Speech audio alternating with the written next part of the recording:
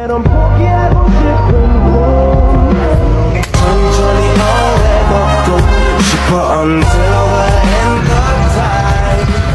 lihat mereka, yuk kita lihat stand dodolnya aja.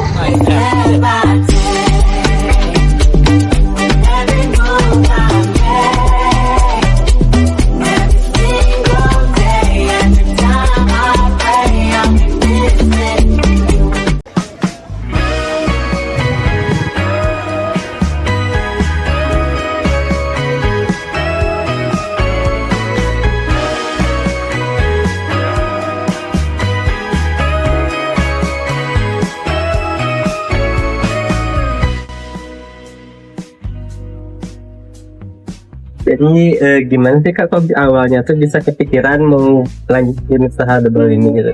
Awalnya saya tuh ingin melanjutkan usaha ibu ini.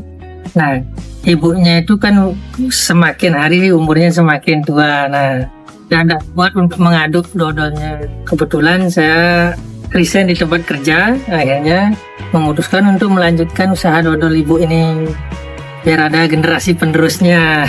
Terus waktu baru mulai itu kan dapat gini ya Kak, ketemu kayak masalah gitu, tantangan Pasti. Itu yang paling kerasa tuh gitu. Yang paling kerasa tuh di awal itu karena pembisnis dodol itu kan enggak 1-2 orang, tapi banyak pembisnis dodol lainnya gitu. Apalagi kalau saat ini di Singaraja kan yang terkenal tuh dodol pengelatan. Ya. Itu sih. Dan salah satunya lagi, dodol ini hanya dipakai pas hari raya.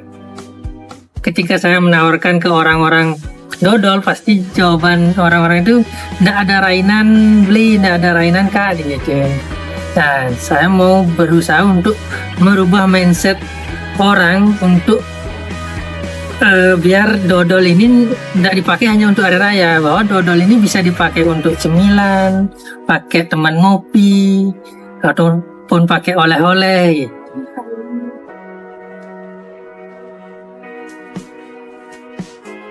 Seperti apa peluang bisnis di bidang ini untuk pasti?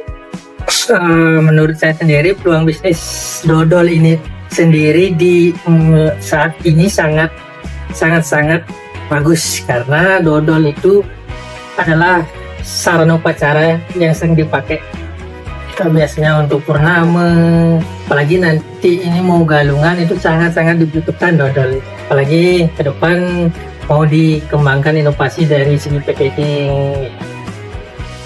Apa yang membuat usaha kakak ini berbeda dari kompetitor yang lain?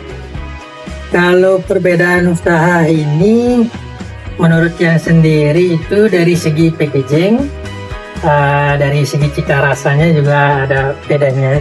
Yang paling mencolok itu dari segi packagingnya. Saya sendiri mengembangkan itu bekerja sama dengan pengrajin-pengrajin setempat untuk membuat packagingnya seperti bulatan bambu, sokasi. Boleh tahu nggak Kak, dari mana muncul ide untuk membuat packaging?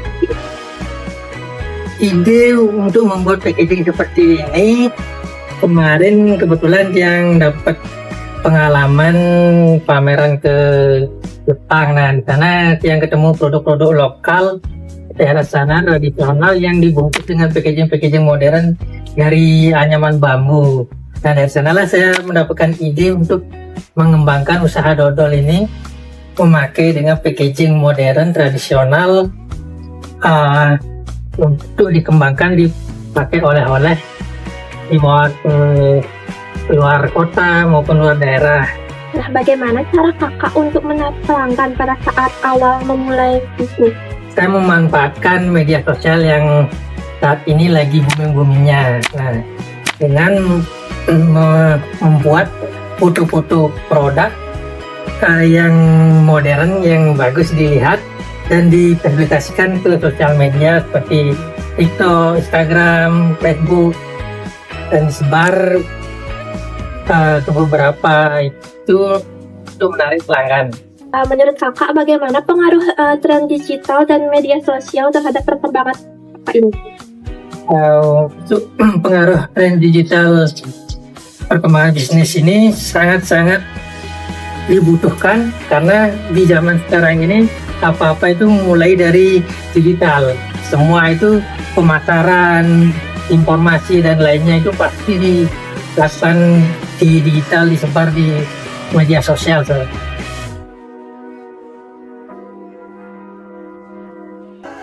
Apa sih langkah yang dilakukan biar rasa dodol sama ketahanannya tuh konsisten, Kak? Ya, yang saya lakukan itu dari segi kematangan, tingkat kematangan pas proses pembuatan dodolnya itu biar bener-bener matang dan biar nggak lembek gitu. Itu yang membuat tahan lama. Dari segi tingkat kematangannya sih menurut saya begitu.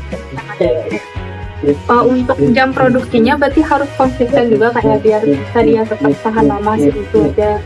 Ya, kalau untuk itu dari segi waktunya itu harus konsisten.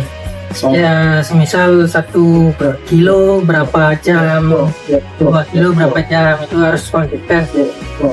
Apakah usaha kakak ini tuh memiliki tempat tetap untuk berjualan atau hanya menjual di acara tertentu seperti yang kemarin di Car Free?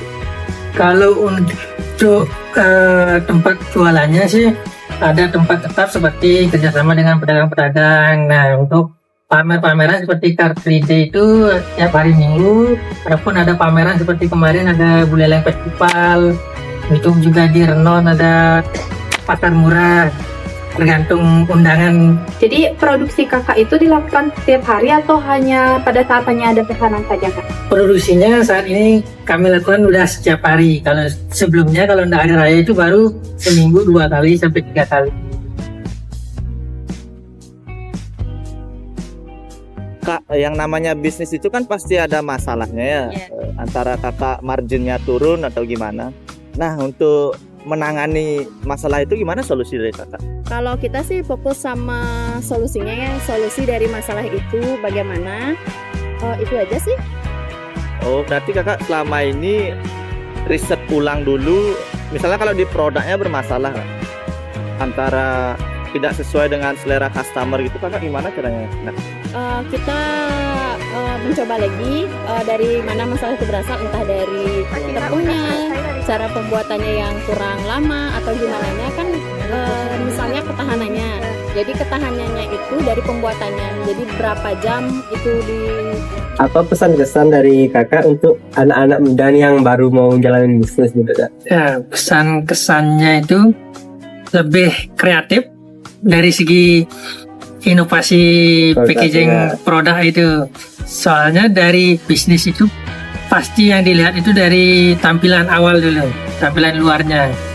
Setelah itu baru dilihat dari segi rasa dan harga.